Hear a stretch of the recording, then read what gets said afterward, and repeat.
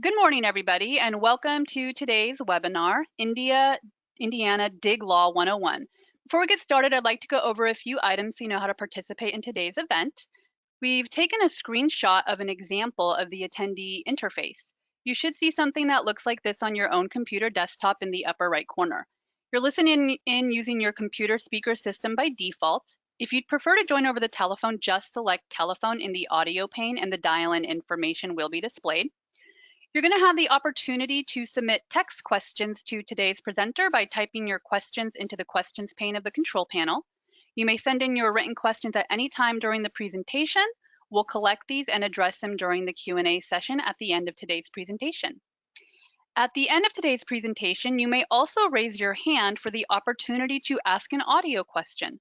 The session organizer will announce your name and let you know that you have been unmuted to ask your question. I would now like to introduce the session moderator, Darby Miller. Thanks, Nikki. I'm Darby Miller from the Indiana Utility Regulatory Commission. It's my pleasure to introduce the speaker for this session, Steve Baker. Steve, I'm going to pull up Steve's bio here for you. Steve Baker is co-owner of Baker Utility Partners, has experience in underground utilities stretching back more than 40 years. He co-founded what became SMNP Utility Resources Incorporated in 1973 and was named president in 1993 when SMNP was acquired by Indianapolis Water Company. Steve retired in 1997, but soon began a consulting service for the underground utility damage prevention community. Baker Utility Partners has a contract with the Indiana Utility Regulatory Commission, and through that contract, Steve conducts mandatory trainings for companies that damage underground pipeline facilities in violation of the Indiana State Dig Law. A Vietnam veteran, Steve served as a medical corpsman in the U.S. Navy from 1969 to 1973 and was awarded the Navy Achievement Medal. Great, thanks, Darby. Quick reminder, you will receive a survey about all of today's webinars tomorrow. We would appreciate it if you would provide your feedback. We will also share an email in the coming weeks that gives you access to recordings of all the presentations today. As Nikki mentioned, please submit questions using the questions panel on your screen. And please join me in welcoming Steve Baker. Thanks, Darby. Appreciate that. What we're going to do today is really kind of cover the basics of the Indiana 811 law. There's a lot of things that play into this. So we'll kind of get through this and see where we go. So this opening slide, it will never happen to me. As you heard in my brief bio, I've been in this business a really long time. Strange and unusual things happen out in the field, and many times when we least expect something to go wrong out there. So we want to just kind of start off by saying that kind of a thing. Indiana Code 8126 is the Indiana 811 law. The law applies to all buried facilities. So all the utilities are covered by the law. The enforcement piece is on the gas, and we'll have a little bit of a focus on that. Picture I'm showing here is a natural gas explosion that occurred in San Bruno, California back in 2010. This is your worst nightmare. This is just a heartbreaking situation. 8 people died here, 30-some serious injuries. You can just see the unbelievable damage. So what we want to kind of focus on a little bit is understanding the power of gas, understanding the dig law, and what our responsibilities are going to be. So just kind of a brief history of the Indiana 811 law. I actually started trenching and locating cables back in the 1970s. It was so long ago. I worked for Indiana Bell, Indianapolis Power and Light back then. It was really something. In October of 1981 was the first day of operations for the One Call Center in Indiana. People called 1-800-382-5544 that first day. And that first day, 142 requests for locates came in. 142 in one day. And listen, we were excited about it. I will mention very briefly that this past May, I can't remember which Monday it was, but the One Call Center located down in Greenwood received in one day in excess of 7,000 requests for locates. Indiana will do this year about 1,400,000 locates. It's very busy out there, and I think we all need to understand that. So in January 1, 1991, Indiana Code 8126 was put into effect. The law applies to all buried facilities. Now, that's kind of a key, and I'll make mentions to this a couple times as we go forward. In July of 2009, the enforcement piece was added, and that is on the pipeline or gas lines only. We'll explain that as well. And then in July of 2014, the law was amended again, and there was some other digging issues, pavement issues, and so on. So I'll kind of show you how that works. So here's how the situation in Indiana works. The Indiana Utility Regulatory Commission has a group called the Pipeline Safety Division. The Pipeline Safety Division is required to investigate all reported incidents of alleged statutory violations of the Indiana 811 law. In other words, did you violate the dig law when you damaged a gas facility? So we have a situation or how this works. In a nutshell, number one, any facility damage to a gas pipeline, the operator, whichever gas operator it might be, is required by law to turn into the Pipeline Safety Division their documentation on what happened on that damage, field reports, photographs. Generally, the operators have photographs of the locates that they do and so on. A letter is then sent to the excavator. Many of you out there are going to be excavators today. So you receive a letter from Pipeline Safety Division, state of Indiana, if you will, asking what happened. You turn in your documentation, and hopefully some of you will be taking pre-dig photographs as well. You pass it up to the Pipeline Safety Division. They then make a determination if they think there is a violation of the dig law. If it is, they pass it up to what's called the UPPAC committee, and that's the group that recommends the penalties, and then they pass it up to the IURC for final disposition. So the UPPAC committee, the Underground Plant Protection Advisory Committee, is 7 people, all appointed. Each person is appointed by the governor of the state of Indiana, and that group is comprised of 2 people from excavating companies, 3 from different gas operators, 1 person from Indiana 811, and 1 person from a locate company. Those 7 people meet basically once a month. Well, it's not basically, they do meet once a month, and they generally do 140 cases a month. 140 cases. They've been meeting for years, and they can't get caught up. We have so many gas damages going on.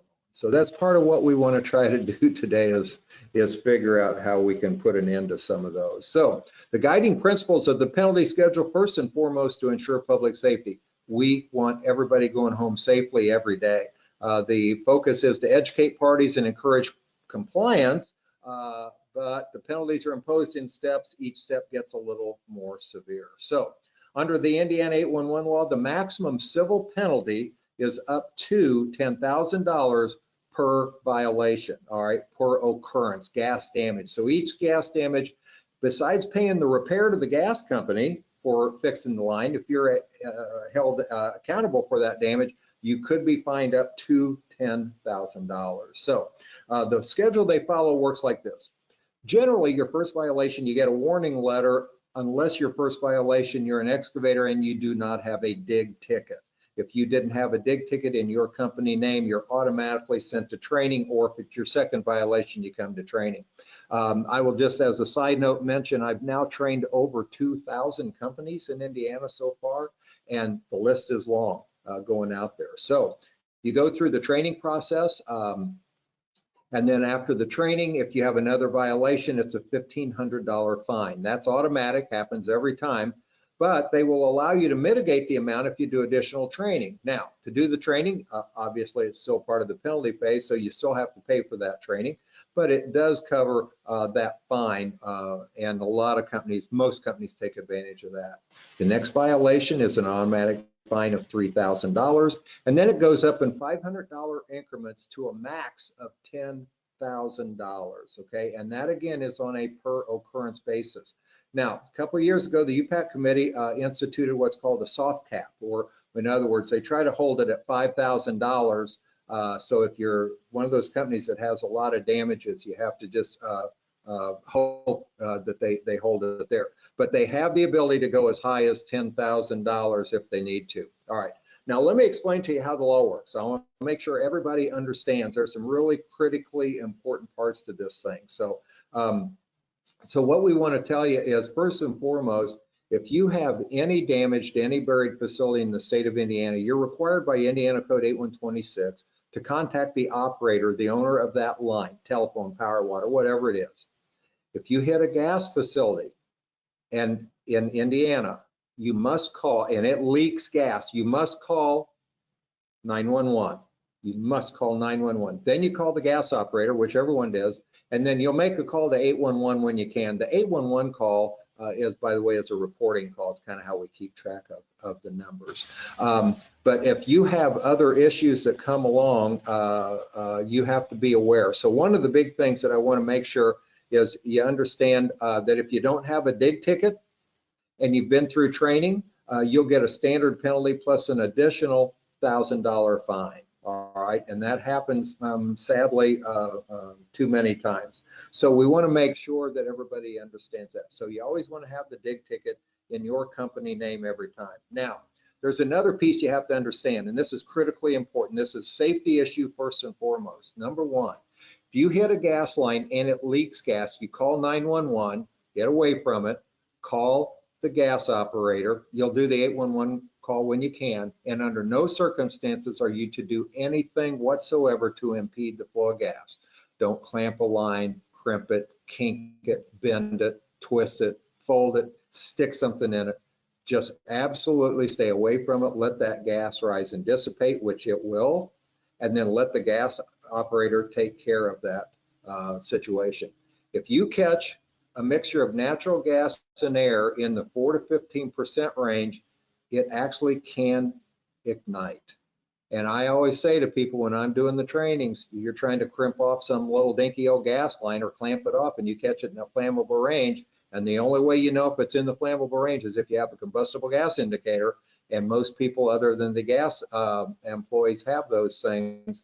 And you hit it with a spark, it can ignite, and that fireball could hit you right in the face. It could be serious. Now, I'm the first to tell you, I've been doing this a really long time. It doesn't happen very often. The problem is it can and will happen on occasion. So, state of Indiana said, if you impede the flow of gas and you do not have an ignition or cause that thing to explode, they're going to get your attention because they're going to give you a fine, and the fine could be up to $10,000. All right, I want to make sure everybody is completely clear on that. And I tell everybody this routinely. If you happen to grab a hold of a gas line, you can't get dent it, bend it, but it's not leaking gas, you don't have to call 911, but you must call the gas operator. So please understand how that piece of the law works in there. It's very critical. Penalties can be escalated for various and sundry reasons. They always want to look and see how many violations the company has, the type of violation, specific actions or inactions that the excavator does or does not do as far as following best practices and so on. So please be aware of that. Good news, if you can go more than 12 months from the date of your last at-fault damage, you get a reduction. The reduction is back to the $1,500 fine, which you can mitigate that fine by doing additional training. And again, most companies take advantage of that situation as well. So other things that can cause the penalties to go up, obviously the whole thing I just went through with trying to impede the flow of gas, self-repair, these kinds of things will cause fines to go up. Recklessness, physical injury, property damage over $10,000. These are all things that can cause the the penalties to be escalated. Recklessness is the action marked by the lack of proper caution, careless of consequences, or irresponsible. It would include the intentional disregard of the law. Did you know you were violating the law when you had the issue happen? So we want to make sure we're good there and understand how that works. All right, kind of dig into the dig law now for a little bit. And I know some of you may have questions, so feel free to ask at the end of the presentation. I'll walk you through some of the things that you need to know.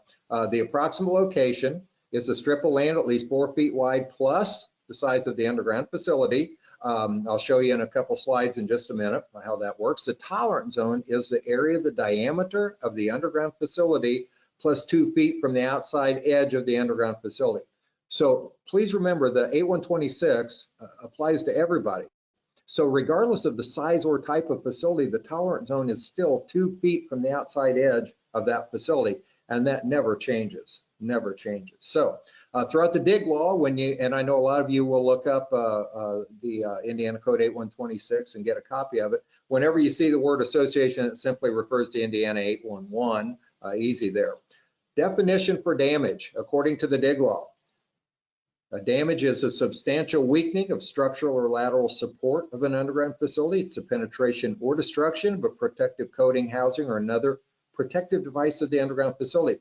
A gouge, a dent, a scrape is a damage and must be treated as such, so keep that in mind. Partial or complete severance of the underground facility or rendering any underground facility inaccessible. Some of you out there, if you cover a manhole, a curb box, a meter pit, and they don't have access to it, they can hold you accountable for that. So be aware of how that works. Throughout the dig law, you will read, it says excavation and or demolition. Throughout the dig law, excavation and or demolitions, all right? Now, the definition for excavate under Indiana Code 8126 is the operation for the movement, the placement, or removal of earth, rock, or other materials in or on the ground by the use of tools or mechanized equipment, or by the discharge of explosives. It includes augering, backfilling. Please remember, when you are backfilling, we've seen this several times, where somebody, big rock, hits a gas line, cracks or breaks the gas line, causes a leak. It's always going to be, falls under the definition here. Boring, digging, ditching, drilling, driving. All right, driving. People use probes out in the field all the time, all the time. If you damage a gas facility using a probe, it's called driving, and they will hold you accountable for that every single time. It's pretty amazing how often that happens. Then grading, jacking, plowing in, pulling in, ripping, scraping, trenching, tunneling. All this is part of the definition for excavate. So please understand, and every time you're doing an excavation or demolition, you must have a dig ticket in your company name. Now, through the dig law, it refers to facilities. Basically, it means an underground utility line. Pipeline facilities are any means of distributing or transporting natural gas or hazardous liquids. So just keep that in mind also, so you know that. Now, this is interesting. Mechanized equipment is the equipment operated by the means of mechanical power. It includes augers, backhoes, bulldozers, cable and pipe plows, drills, hydraulic excavators, power shovels, scrapers, trenchers, and now other equipment that may cause damage to underground facilities. So other equipment will be things like concrete saws, core drills, stump cutters. I just trained a company last week, and the guy just couldn't believe it. He was just cutting a simple stump out of somebody's yard and hit the gas line. Guess what he didn't have? A dig ticket, all right? So keep in mind all these different parts of the law and understand what they mean. The operator refers to the entity, generally a utility that has the underground facilities. Whichever utility owns or operates that, they're called the operator, okay? AT&T would be your telephone operator, Citizens Energy would be your gas and water operator, so on and so on. The rest of us are basically excavators. I do always mention that the contract locators out there, if they have an issue, they fall under the operator category because they're all under contract to the operators to do their locates out there, so you know that. Now, in Indiana, white lining is the act of marking the route or boundary of a proposed excavation or demolition with white paint flag stakes or a combination of white paint flags or stakes. In Indiana, you have to white line unless you can provide a specific physical location. So very quickly, my north-south street here is Apple, my east-west is Elm Street, and I'm gonna do a job from the red circle up to the green square. What do we do with this situation? Well, if you can white line that, it makes it really simple. Please remember, I mentioned earlier that we're gonna do in Indiana about 1,400,000 locates this year. It's really busy out there. And if you look at all these other areas in the intersection, there's a lot of other stuff there. So if you were to ask for the whole intersection, even though you're only working on the northeast corner, wow, that'd be a lot of wasted time and effort out there. So if you can white line, it's really helpful, okay? And we appreciate that when that happens, but you can call the northeast corner in a way that you can be specific on that. And that happens pretty routinely out there. So please understand how that part of the dig law works. You have to white line unless you can provide a specific physical location. Now, in Indiana, according to the dig law, the working day is every day except Saturday, Sunday, state, national, legal holidays. So weekends and holidays are not considered working days, all right? The regular working hours or the regular call hours are 7 a.m. to 6 p.m. on a regular working day, even though you can call tickets in 365 days a year, 24 hours a day. If you call a dig ticket in outside of 7 a.m. to 6 p.m. on a working day, the start time of the dig ticket would be 7 a.m. the next working day. And that's important because we have to wait 2 full working days from the date and time we call the tickets in, all right? So before commencing any excavation or demolition, each person responsible for the excavation or demolition must notify 811, and you must white line unless you can give a specific location such as a street address, legal description location, or a highway location using mile markers or cross streets. So I need everybody to understand that part of the law. Now, the notice must be received at least 2 full working days from the date and time it's called in. 811 will notify each operator that has underground facilities in the area. Now, I get asked this question a lot. Can you work in less than 2 full working days? Well, you can if all the affected operators have located their facilities or let you know they have no facilities in the area. I caution everybody to be really careful with that, all right? There's a lot of contract locators out there. There are a lot of different operators. Now you've got fiber optic companies coming in different places. Make sure that everybody has located their facilities. I'm going to show you another piece of the law here in a minute that kind of applies there as well. The ticket expires 20 calendar days from the date and time it's called in, all right? So please remember that. If that ticket is expired and you have a damage to a gas facility, you get charged your, obviously the repair, but also the fine, and then there's an additional $1,000 on top of that. So keep that in mind. So we ask people to only call in the amount of tickets they can do in a reasonable amount of time. Make sure your description's accurate, not overly broad, and renew the ticket before the 16th or 17th day so that you do not have a expired ticket on your hands. All right, and that's the easiest way to put that. So dig ticket length of a locate, if you will, inside of city limits or incorporated areas is 1,500 linear feet. Outside of city limits, out in the country, in essence, it would be 2,640 linear feet. That used to say 2,500, and back in 2014, they got amended out. So if you're doing a mile-long project out in the country, you only have to call in 2 locates instead of 3. That's how that basically works. Okay. Now, you can and will be fined up to $10,000 per occurrence if you damage an underground pipeline facility while excavating. Please remember, there are no fines for the other utilities, even though they all use the dig law to collect on their damages and so on. So if you didn't have a dig ticket, if you didn't white line, if you dug outside of the scope of the ticket, if you didn't wait 2 full working days or until all the facilities were marked before working. All right, let's take a second. You call a dig ticket in, you get out to the job site and something's not marked and you know it's not marked. Don't dig.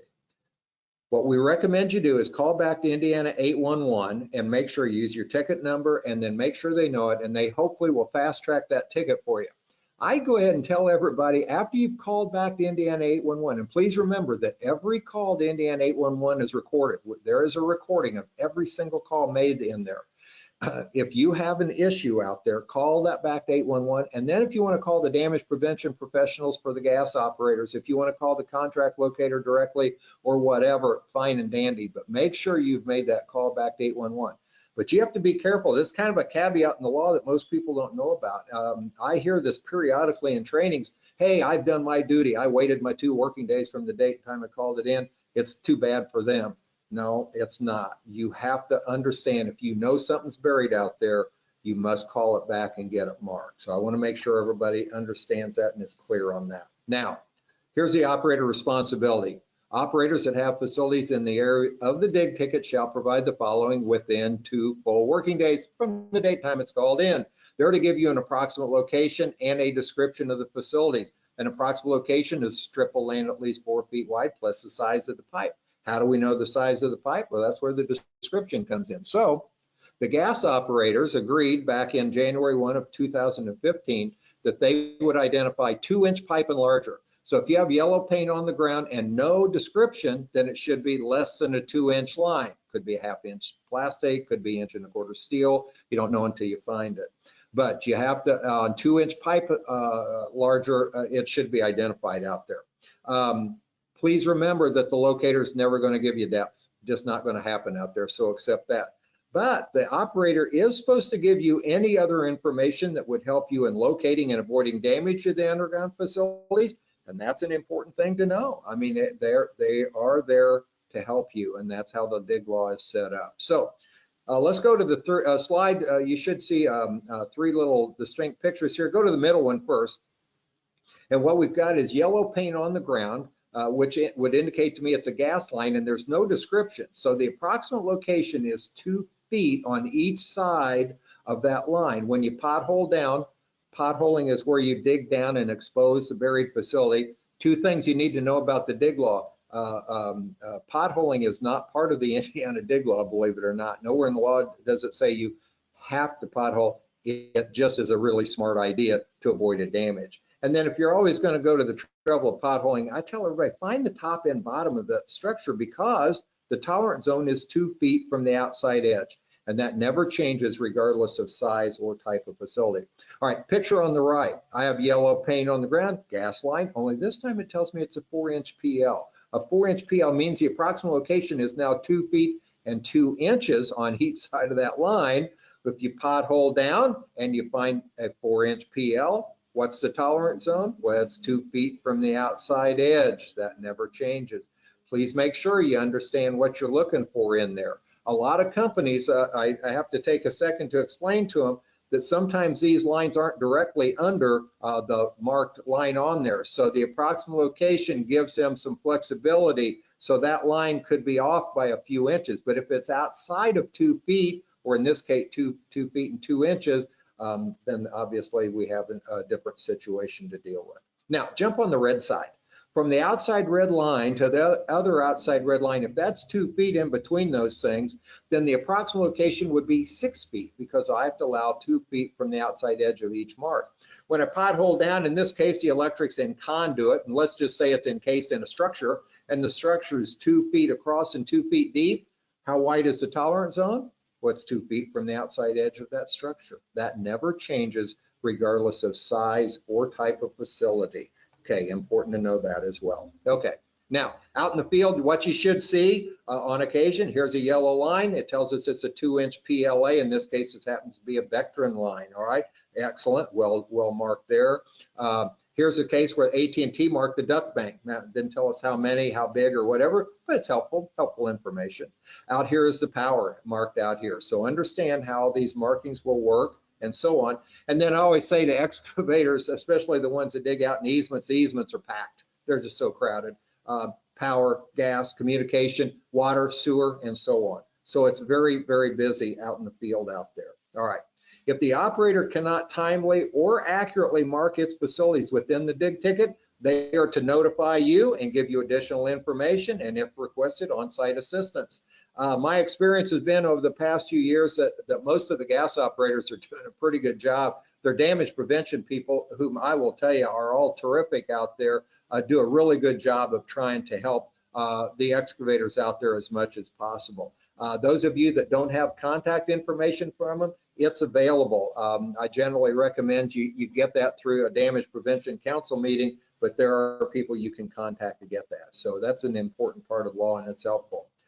Very briefly, very quickly, the national color code system, red's electric, yellow's gas, oil, or steam, orange is communication or cable, blue is water, green is sewer. Those are the 5 we're used to working in. Pink is for temporary markings, white is for your white lining or proposed excavation or demolition, and purple is for reclaimed water. And that's a national color code system that has been around for a number of years. Now, the excavator must notify Indiana 811 if there's evidence of an unmarked pipeline facility or the markings become illegible. That's a big deal, all right? If you know there is one out there and it's not marked, or the markings have become so disheveled that you can't tell what they are, got to call it back in. Call 811 first and then call the other people directly after that. But please remember, it's a violation. If you fail to notify 811 and you cause a damage to a pipeline facility, the fine can and will be up to $10,000 per occurrence. Please remember that. All right, now, the excavator may alter or locate markings as part of the excavation. So you got a big job and the equipment's running around, we all know that. But if you happen to have a damage and you knowingly move, remove, damage, or otherwise alter the locate markings, you can and will be fined up to $10,000. Now what that means is, and this doesn't happen very often, but somebody has a damage and they try to scrape paint away or move flags to make the damage appear to not be their fault, that's where the fine could kick in.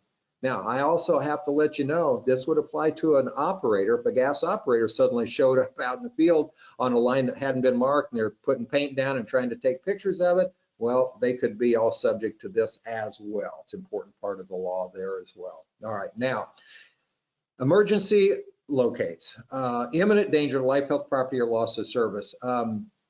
Back in my day, a long time ago, and I mean a long time ago, we had some issues where people would call in emergencies. Well, now there's a fine on calling in false emergency, and that fine can be up to $1,000, and you don't have to have a damage for that to happen. So I need everybody to understand, imminent danger, life, health, property, or loss of service is for an emergency locate, and make sure it is in fact an emergency. All right, now, interesting part of the dig law here. You must maintain a 2-foot clearance between the facility and the cutting edge or point of mechanized equipment. Now, you can excavate with hand digging, air cutting back X, or hydrovac X. This is called the safe digging mode. Let me be clear on this to everybody. If you send a crew out and all you're going to do is hand dig, you still need a dig ticket. You still have to have a dig ticket in your company name. We run into this all the time where people think, oh, well, I'm just being safe. I'm going to back this up. I don't need a dig ticket. Wrong.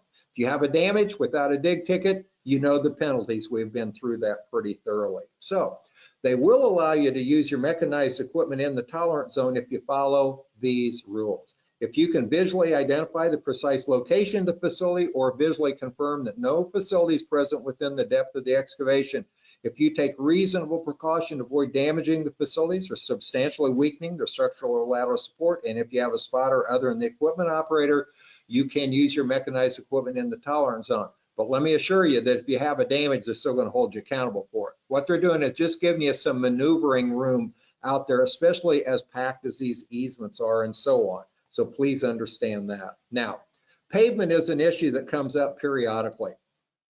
So here's how the law works for this. Mechanized equipment may be used for the initial penetration and removal of the pavement or other man-made hard surface if the underground facility is located or contained in or under it, or extending up to 2 feet from either side. In a nutshell, what they basically try to do is if you have a viable one-call ticket and you damage a gas line that's embedded in pavement or touching the bottom of pavement or man-made hard surface, Pipeline Safety Division, with proper documentation, may not hold you accountable for that, probably won't. I can't tell you about the gas company, you still have to deal with them on that. But they give you a little bit of slack out there and so on. Now, you can only use the mechanized equipment to the depth of the pavement or man-made hard surface. So as I like to say, because I get this question a lot, there's no buffer zone. If that gas line is 2 or 3 under it and you've got a concrete saw digging through the bottom of the pavement or man-made hard surface into the ground and you hit it there, well, you might be held accountable for that. You probably will be. But if it's embedded in or touching the bottom of, at least it gives you a fighting chance out there. Now, you must plan your excavation or demolition to avoid damage to or minimize interference with the facilities in and near the construction area. You have to support all the buried facilities, and you obviously have to be careful around those things. That's an important part that a lot of people kind of forget about. If you've got any kind of buried facility exposed, I just like to say you're responsible for it until you have it properly and safely backfilled. Okay, so a lot of stuff going on with that and how we deal with this and this part of the dig law. A lot of issues come up with that. One of the big things that we probably see more than anything else is when an excavator's got quite a bit of ground open and a bank caves off and a bank falls into it and causes a leak to the gas line. Can cause some other issues with other utilities as well out there. So we just need everybody to understand that part of the law. So very quick recap here. Any damage to any buried facility, according to Indiana Code 8126, requires you to call the operator, the owner of the line, and report the damage to him. And you must call 811 and report the damage there. And that's a reporting call is what that is. If you hit a gas line in the state of Indiana and it leaks gas, you must call 911. Then you call the gas company. You'll call 811 when you get a chance. And please remember, do nothing to impede the flow of gas under any circumstances whatsoever. You have to let the gas company handle that and take care of that. It is a seriously dangerous situation, and I just can't say that often enough. Gosh, I've been around a long time, and to know some of the problems that have happened out there. And again, knowing that they don't happen very often, but they do happen, and the problem is you never can know when. So I want to make sure everybody's good with all that. That's highlights of the Indiana 811 law, and I think at this point we'll be looking to receive any questions that anybody has. So I'll give it back to the moderator at this point. Thank you, Steve, and thank you for that presentation. We're going to begin answering some of the questions we've had come in written, and then I have a couple of hands that have been raised that we'll try to get to here as well. But I'll start with one of the written questions that came in. This is from Melissa Dale, and she is asking, if an area is white lined, does the full detail of the ticket still apply if it falls outside of the white line? So that's a great question, and this comes up periodically. The argument becomes, and this has been around for a long time, the scope of the ticket is what they're really talking about, what you have to be talking about. So if there is a damage out there, this is what they get into. They say, well, gosh, you white lined the area, so we didn't think that we had to mark anything else. Should we mark? So that's really a question that you have to get and work with the different operators on in that regard. The law isn't necessarily, it doesn't really specify that either way. Now, please remember, I am not an attorney here, all right? I'm just a guy that does the training and have been around this business a long time. So I always recommend to people that if you're going to white line, you specify and you make sure you've allowed enough white lined area to cover it, or else make sure that your direction on the dig ticket is very specific. Thanks. Next question up from Derek Sauer.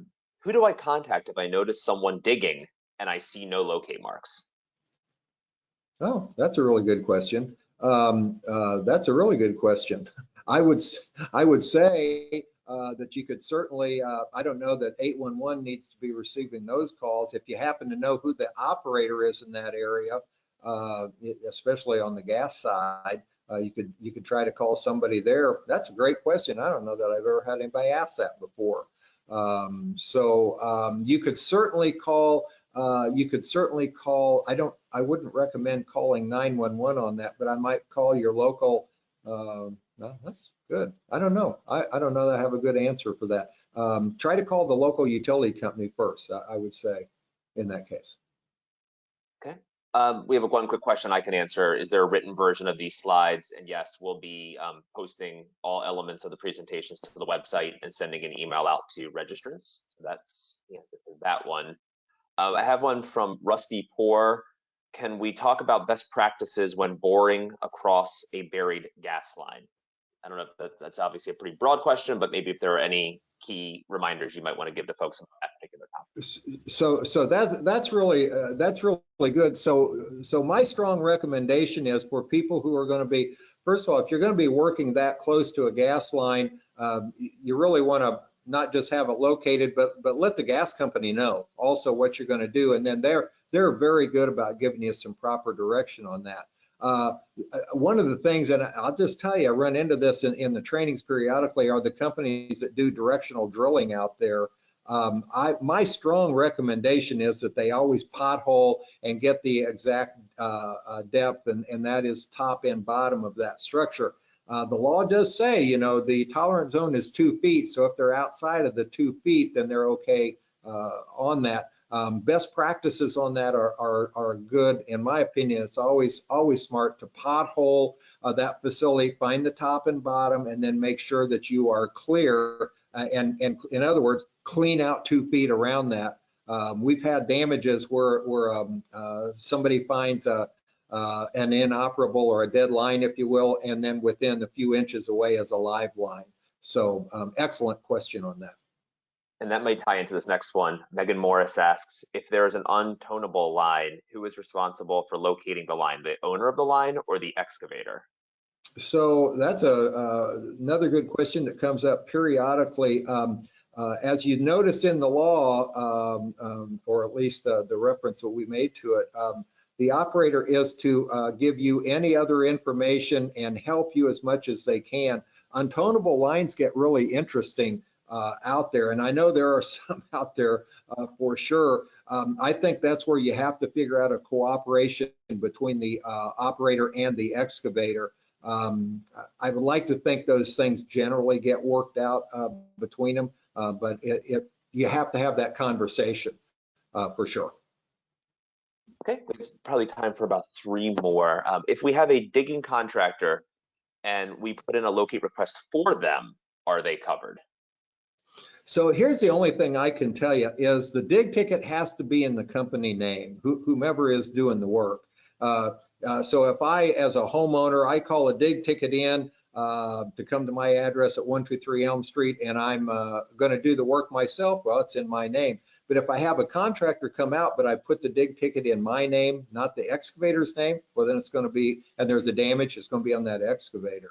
So I strongly recommend to the excavators to call your own dig tickets in. That's my recommendation, okay? Because a dig ticket must be in your own company name, and you can't always trust somebody else to do that for you. That might pick up on the next one I have here from Neil Costello. If a county highway crew is installing a pipe with a ticket, can the sign crew install a post under the same ticket if the post install was not on the original dig ticket's scope of work? Well, so if somebody's digging outside of the scope of the ticket, that problem's going to be on them anyways. Now, you know, that also gets interesting. One of the things that comes up is I'm trying to think of a good example. The city of Fort Wayne owns water and sewer and so on. They have a water department, they have a street department, or so on. Can you all share the same tickets? Well, if it's one company, and you've got multiple people working, as long as they're in the scope of the ticket, I would think that would be covered. I would take that up with 811 actually, and get their opinion on that as well.